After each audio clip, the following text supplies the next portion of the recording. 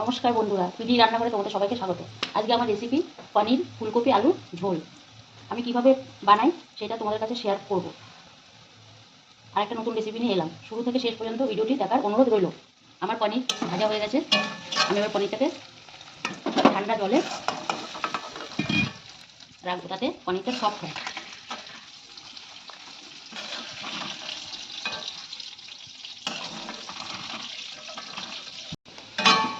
আমার আলুটাও ভাজা হয়ে গেছে।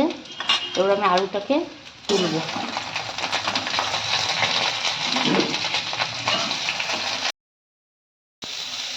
ফুলকপিটা আমার ভাজা হয়ে গেছে। ফুলকপিটা নামিয়ে দিচ্ছি। এবার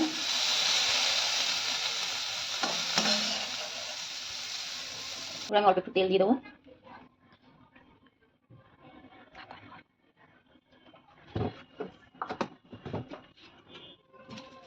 এরপর আমি একটা তেজপাতা দিলাম।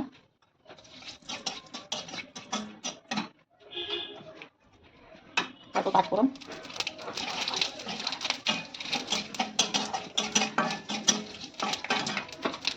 পাঁচফোড়ন আমার লাল লাল হয়ে গেছে। এবার আমি আদা বাটা দেবো।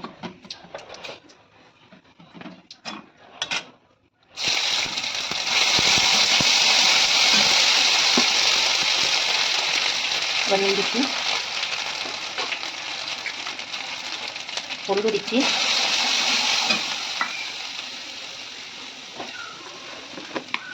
ভাজা জিরের গুঁড়ো, সামান্য জল দিয়ে দিলাম।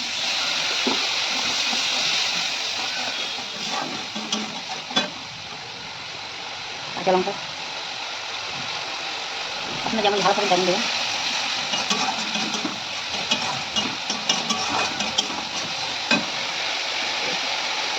সামান্য একটু মিষ্টি।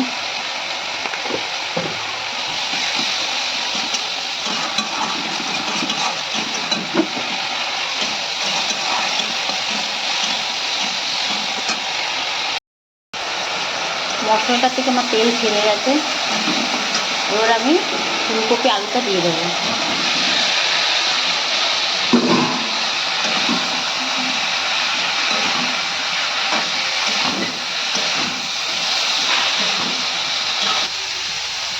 কষানোটা আমার হয়ে গেছে।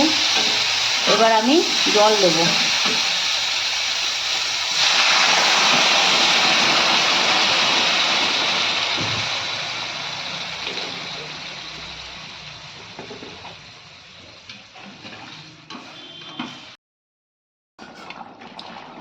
ঝোলটা আমার ফুটে গেছে। এবার আমি পনিরটা দিয়ে দেবো।